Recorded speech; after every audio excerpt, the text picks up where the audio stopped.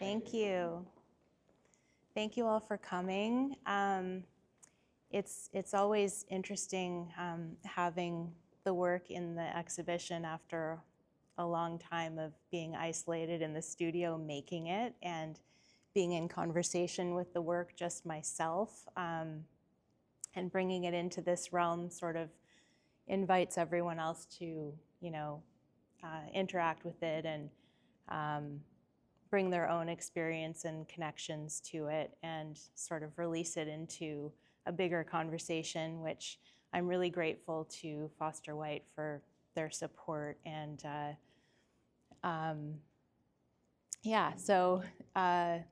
this show I titled Awestruck. I think a lot about the words behind the work, the artist statements and the titles are very considered. And in terms of the subject matter, I really was just looking at what the thread is through all of the work that I've done in the past. And there's this continuity of my awe, my reverence for the natural world, and there's this duality as well, with basically being real about the fact that things are always changing. And as we know, change is happening faster these days than ever. And so I had sort of been thinking about the word awe and the spiritual connections, the meaning of that word, and how it just enters you and stops you, and you're just overcome with this sense of beauty. And then the word struck, awestruck is usually one word altogether. And I decided to separate them because I wanted them to have their own importance. And the importance of the word struck, it's somewhat violent, right? It really it hits you, it penetrates you, and awe does that in a beautiful way. And what I love about the title, for me, it's paralleling what my process is. And so I'm always striving to have my subject matter parallel the actual process. Twyla here has been one of my mentees, and I often talk about that with people, artists who I work with, that being conscious of the actual process saying something. And so that is quite considered as well. So there's always this, there's this strike, there is this pulling away and entering the painting on many levels, sort of being in the present, but peeling back to see the past, re-adding, taking some of that paint that I've scraped away, and reapplying it so that it says something new, which mirrors what's happening in nature. And in that, revealing these traces of what's happened in history, which is both beautiful and painful, and always involves change and letting go and grief and just beauty, the beauty of the cycle of life. So initially I had I'd written a list of all of these different natural phenomena that I wanted to paint. There was the aurora borealis and rainbows and all of these things. And then naturally my own process just took over, and I'm not a planner. I'm always sort of responding to a gut instinct. And so this show really reflects just some places that are important to me.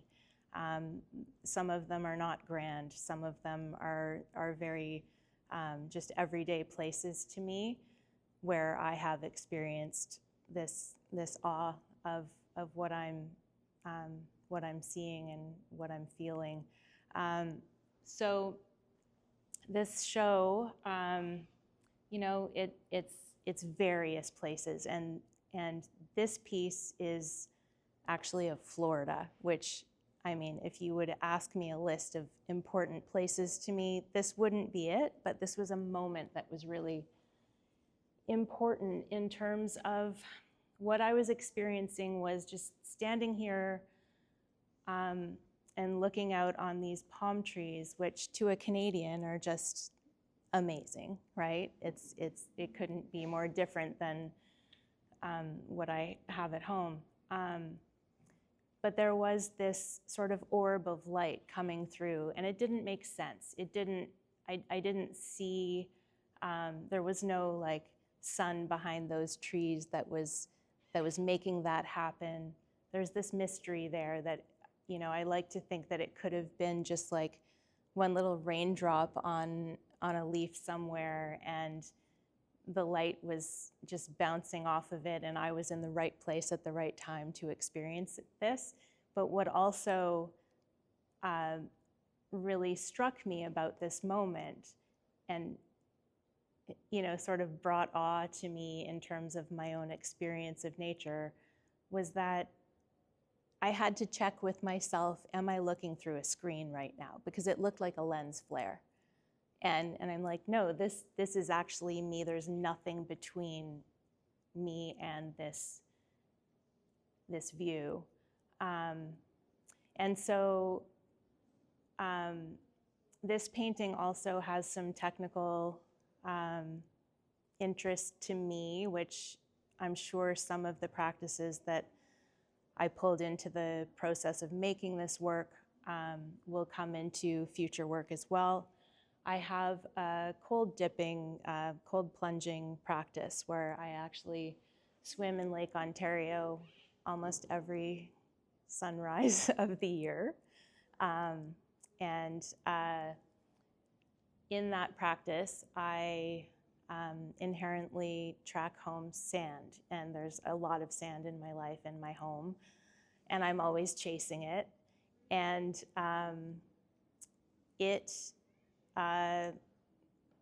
it just called to me to add it to the painting because it is such a part of my experience in being in awe of nature. It's a practice that I have committed to essentially because it does strike me with awe every single time. It's forcing myself into that position where my comfort is ripped apart from me. I know that's going to happen, and I can trust myself that I can breathe through it. And there's nothing there distracting me. I'm just, wholly focusing on survival. There's no way that I can start thinking about paying my taxes or the argument I had with my mom. There's nothing, superfluous in my mind. It's all just me looking at the sun rising and breathing and being alive. And so bringing that experience into a painting, even though this is a distant geography to where my practice happens, it's also nice to just bring it in because it's still experiencing nature. It's still the same thing. And I also just took, I thinned out paint, and I sort of flicked my brush and a toothbrush to make that, to capture that sense of light, and just really played with mark making in a different way for this piece. It just felt like I could, like that orb was just so different and kind of freed me into just trying different ways to express it. And so onto this piece, what's really interesting to me is that, when I send my work out here, I never know how it's going to be hung. I never know how it's going to be curated. And it couldn't be more perfect because this is my morning swim. And so You know, some mornings, what I love about the practice is showing up at the same time every morning. You're going to see different things, and there's different color and different, you know, just it's a different view every single time, and actually a different experience. And sometimes that horizon line can be misty and diffused, and sometimes it is so striking and, you know, just cuts right across. And so this piece also, I've never used masking before in a painting, but it was really calling for that. I just wanted that division to be so stark. And there's something about, you know, the awe of this sunrise, where we don't actually see the sun, but we know something's happening there. And this division line and this like base coldness and sort of endlessness of dark that kind of envelops you and grounds you. And there was something about pulling that masking away, and that being like sort of the pulling the threshold away and getting closer to what that all was for me. And you know, there's a lot of play in, if you can get close to it later, in the clouds, which, you know, sometimes I think about these things in terms of like, are the clouds is that a positive shape? Is that, you know, in terms of like positive and negative? But it's actually made up of the underpainting. So there's a lot of this sort of, you know, letting what's underneath speak to these forms. And onto this piece is called Grew to Be, and it's probably the one that has the least amount of paint on it. It's a lot of underpainting still showing through. And the reason for that is this piece is of an area that I've known my whole life. It's the only property that's been in my life forever. My grandfather bought this land when he was a young man and built a place there and retired there. And so I've just always gone, and my mom has retired there now too. And over the years, the lake that it's on has dried up quite a bit.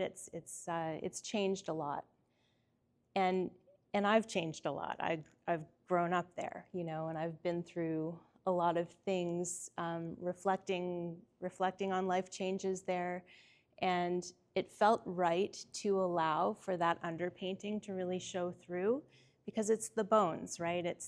So to me, that's like just striking away all of the surface and allowing for that that structure to show through, and it feels a little more emotional and connected, and that's, again, you know, to me, because I know this place so well, it doesn't take me long to be struck there, right? I'm open already. I'm vulnerable there. I'm not afraid. I know every corner of that place, and I'm open to it. And so the painting really reflects that. And I think it also, I really allowed myself to go off on a palette tangent with it as well. So, you know, there's no color there that's local color. It's not what you would see being at that site. And that's purely because it's emotional, and I didn't really have to look at any kind of source material to arrive at this painting, because it's just in me, you know? And then this piece here is for sure the most similar to my past works that I've shown here at Foster White in terms of palette. And it is a view of Nevada. When I was a kid, I used to go to Nevada with my dad, and we would drive from the Reno airport to Lake Tahoe, and he would always stop at a lookout halfway through the trip, and he wasn't a religious man, but he would always be like, "This is God's work," you know, and he would just say, like, how amazing is it that the desert is there and the mountain peaks are right there, and we're just standing here able to experience it all at once. And I had the chance to bring my own daughter to this very view a couple of years ago, and it was something about my dad's awe, my dad sharing his awe with me, that again, it was just easier for me to get there, just like this piece. And again, Foster White just has a way of hanging my work in a way that totally makes sense to me. And this piece also has a whole lot of underpainting showing through, and it's raw, and you know, you can access the bones underneath it, and the color is just really the excitement that he shared with me in this place. Yeah, and I think this piece also, you know, it kind of makes me question how much has changed over the years in this very view, in terms of climate change. You know, the trees are sort of in this in-between place, and it makes you grateful for what you're experiencing, what's here and now, and there's always this sort of wonder of like the promise of tomorrow, which makes it, for me, more precious. So there's always this, you know, revealing the under story and the under painting, and, you know, playing with time with the paint. And then we'll just go around here.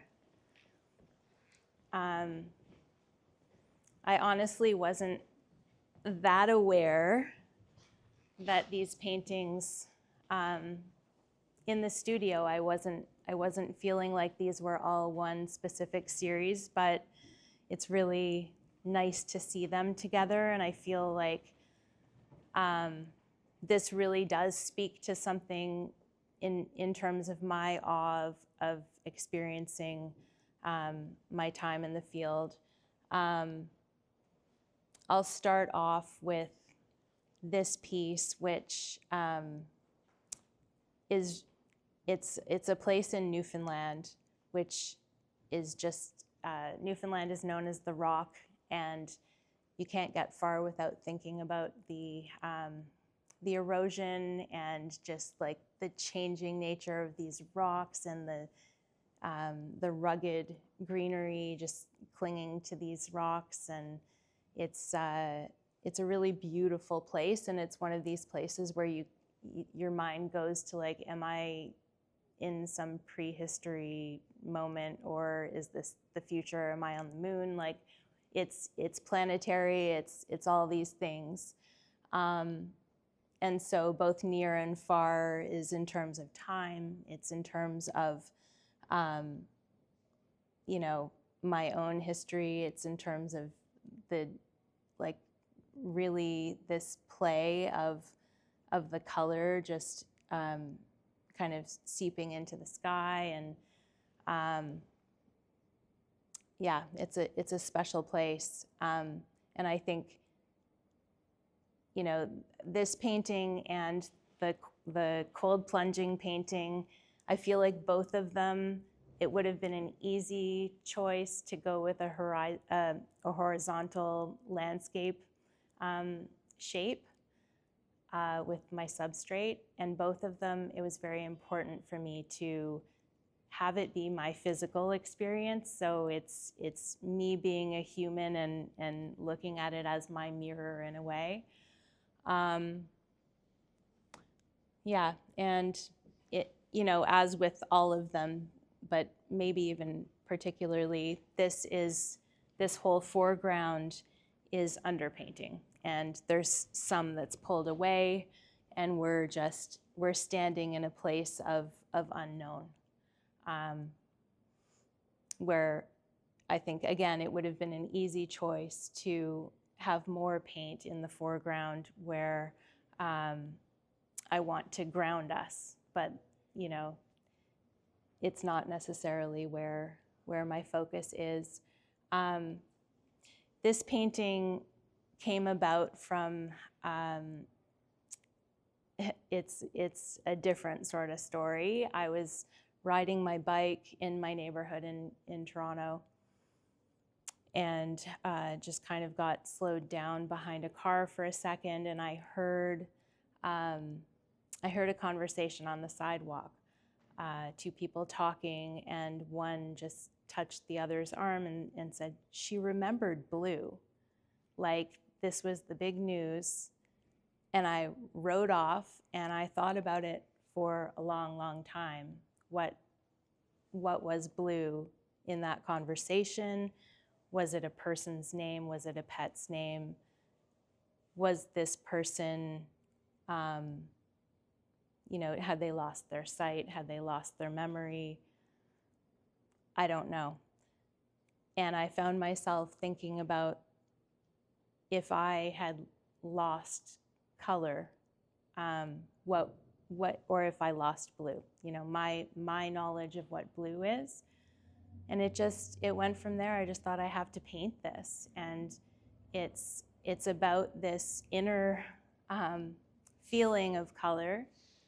And it's obviously something that I experience a lot, but there's something about being on the field and knowing that you can just scoop up some rocks in your hand and you see those rocks as gray, and then you stand there and it's the most vibrant blue you've ever seen. And I don't know whether that's happening in me or whether everyone sees it. It doesn't matter, but that's the kind of blue that I would want to remember, the one that, you know, is a little more subtextual and poetic. And so this is really just sort of a memory, as if I had forgotten, or couldn't access, you know, a physical example of what that blue would be, what that color would be. And the small piece on the end is also Newfoundland, same as this, and it's through, seen through my window. I have a cottage there, and it's right on the Atlantic Ocean, and it's, you know, the rocks are changing daily, and it's a very foggy place. And I had heard for a couple of years this talk of a phenomenon called a fog bow, which I had never heard before.